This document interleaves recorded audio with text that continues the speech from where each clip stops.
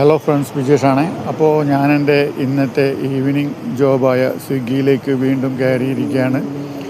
ഇന്ന് എൻ്റെ time 6 to 11 ആണ്. അതിലൊരു 5 മണിക്കൂറിലൊരു 4-4.5 മണിക്കൂറെങ്കിലും ഡ്യൂട്ടി എടുക്കണം എന്നാണ് എൻ്റെ ആഗ്രഹം. പിന്നെ 2 വീലർ ഓടിക്കുന്നത് എനിക്ക് താല്പര്യം കൂടുതലായതുകൊണ്ട് തന്നെ അത് ഈ ജോലിക്ക് ഒരു പ്ലസ് പോയിൻ്റാണ്. പിന്നെ ഈ ഒരു ടൈമിന് നമുക്ക് കിട്ടുന്ന ചെറിയൊരു ഇൻകം, അത് നമുക്ക് ശരിക്കും പറഞ്ഞാൽ അതൊരു വലിയൊരു എമൗണ്ട് തന്നെയാണ്. നമുക്ക് ചെറിയൊരു ടൈം കൊണ്ട് നമുക്ക് ഉണ്ടാക്കാൻ സാധിക്കുന്നത്. അത് എപ്പോഴും ഞാൻ പറയുന്ന പോലെ തന്നെ വലിയൊരു എമൗണ്ട് കിട്ടണമെന്നില്ല. ഒരു 400, 500, 600 ഒന്നും കിട്ടണമെന്നില്ല. ചില ദിവസങ്ങളിൽ വളരെ കുറച്ച് ഓർഡർ മാത്രമേ ഉണ്ടാവുള്ളൂ. ചില ദിവസങ്ങളിൽ അത്യാവശ്യം നല്ലൊരു ഓർഡർ ഉണ്ടാവും.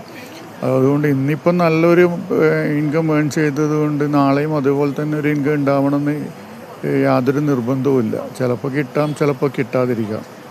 എനിക്ക് പിന്നെ പറയാനുള്ളത് സ്റ്റുഡൻസിനോടാണ്.